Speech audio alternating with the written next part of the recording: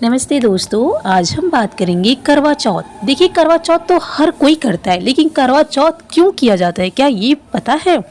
करवा चौथ व्रत कथा, इसको पढ़ना अति आवश्यक होता है। तो आज हम आप सभी को यही बताने वाली हूँ, करवा चौथ का कथा क्या है, कैसे सुना जाता है। तो देखिए, आप करवा चौथ पढ़ भी सकते हैं, मोबाइल द्वारा सुन भी सकते हैं, या तो किसी के सहयोग से सुन सकते हैं। अगर कोई सुना रहा है तो उसको सुन लीजिए। जब आप व्रत करती हैं तो करवा चौथ का कथा सुनना अति आवश्यक होता है, इसके बिना आपका पूजा अधूरा माना जाता है। तो आइए, आज हम आप सभी को इस वीडियो में बताऊंगी करवा चौथ की कथा।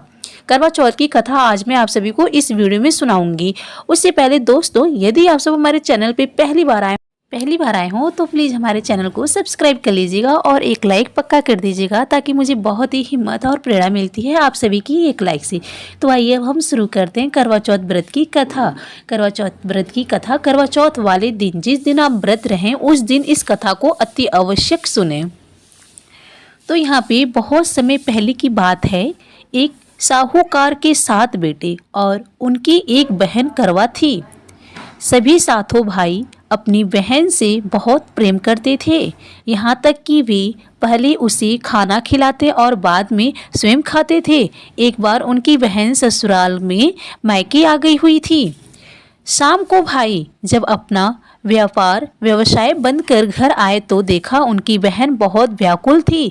सभी भाई खाना खाने बैठे और अपनी बहन से भी खाने का आग्रह करने लगे, लेकिन बहन ने बताया कि उसका आज करवा चौथ का निराजल व्रत है और वह खाना सिर्फ चंद्रमा को देखकर उसे अर्घ देकर ही खा सकती है। चूँकि चंद्रमा अभी तक नहीं निकला है, इसलिए वह भूख प्यास से व्याकुल हो उठी है। सबसे छोटे भाई अपनी बहन की हालत देखी नहीं जाती और वह दूर पीपल के पेड़ पर एक दीपक जलाकर चलने की ओर में रख दिया। दूर से देखने पर वो ऐसा प्रतीत होता था कि जैसे चतुर्थी का चांद उदित हो रहा है। उसके बाद भाई अपनी बहन को बताता है कि चांद निकल आया, तुम उसे अर्घ देने के बाद भोजन कर सकती हो। बहन खुशी के मारे सीढ़ियों पर चढ़कर चांद को देखती है, उसे अर्घ देकर खाना खाने बैठ जाती है। वह जब भी पहला टुकड़ा मुंह में डालती है तो उसे छींक आ जाती है, और दूसरा टुकड़ा जब डालती है तो उसके बाल आ जाते हैं उस खाने में, और जैसे ही तीसरा टुकड़ा डालती है मुंह में, कोशिश करती है जैसे डालने की, तो उसके पति की मृत्यु का समाचार उसे मिल जाता है। वो बौखला जाती है और बहुत ही व्याकुल हो जाती है। उसकी भाभी उसे सच्चाई से अवगत करती हैं कि उसके साथ ऐसा क्यों हुआ। करवा चौथ का व्रत गलत तरीके से टूटने के कारण देवता उसके नाराज हो गए हैं और उन्होंने ऐसा किया है। सच्चाई जानने के बाद करवा निश्चय करती है कि वह अपने पति का अंतिम संस्कार नहीं होने देगी और अपने सतीत्व से उन्हें पुनर्जीवन दिलाकर रहेगी। वह पूरे 1 साल तक अपने पति की शव के पास बैठी रहती है, उसकी देखभाल करती है, उसके ऊपर उगने वाली सुईनुमा घास को एकत्रित करते जाती है।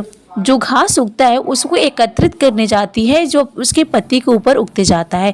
1 साल बाद फिर करवा चौथ का दिन आता है। उसकी सभी भाभियों करवा चौथ का व्रत रखती हैं। जब भाभियां उससे आशीर्वाद लेने आती हैं तो वो प्रत्येक भाभी से यम सुई ले लो, प्रिय सुई दे दो, मुझे भी अपनी जैसी सुहागिन बना दो, ऐसा आग्रह करती हैं। लेकिन हर बार भाभी उसे अलग भाभी से आग्रह करने का कह चली आ जाती है। जितनी भी भाभियाँ रहती हैं बस उनसे यही कहती चली जाती है। इस प्रकार जब 6ठे नंबर की भाभी आती हैं तो करवा उससे भी यही बात दोहराती है।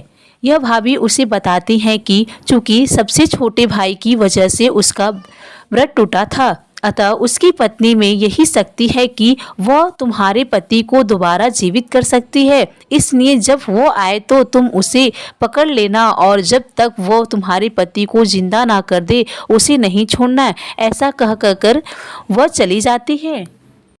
सबसे अंत में छोटी भाभी आती हैं। करवा उनसे भी सुहागिन बनने का आग्रह करती है, लेकिन वो टाल मटोल करने लगती है। इसे देख करवा उन्हें जोर से पकड़ लेती है और अपने सुहाग को जिंदा करने के लिए कहती है। भाभी उससे छुटकारने के लिए नोचती हैं, खरपोटती हैं, लेकिन करवा नहीं छोड़ती है। अंत में उसकी तपस्या को देख भाभी पसीज जाती हैं और अपनी छोटी उंगली को चीरकर उसमें से अमृत उसके पति के मुंह में डाल देती हैं। करवा का पति तुरंत श्री गणेश कहता हुआ उठ जाता है, उठकर बैठ जाता है। इस प्रकार प्रभु कृपा से उसकी छोटी भाभी के माध्यम से करवा को अपना सुहाग वापस मिल जाता है। तो यहाँ पे श्री गणेश माँ गौरी जिस प्रकार करवा को चिर सुहागन का वरदान आपसे मिला है, वैसे ही सब सुहागनियों को मिले, यही आपसे तपस्या और रिक्वेस्ट और आपसे प्रार्थना है। तो मैंने यहाँ पे करवा चौथ की कथा आप सभी को सुना दी हूँ। आप सब इसको सुन करके उसके बाद से आप सब चंद्रदेव को अर्घ्य देने जाएंगे। तो यहाँ पे कथा संपन्न हुआ। अगर आप सभी को मेरा वीडियो अच्छा लगा तो प्लीज़ हमारे वीडियो को एक लाइक पक्का कीजिएगा। चलिए फिर मिलते हैं नेक्स्ट वीडियो के साथ। तब तक के लिए आप सभी का बहुत बहुत धन्यवाद। नमस्कार। स्वस्थ रहिए और सुरक्षित रहिए, जहाँ कहीं भी रहिए खूब खुश रहिए।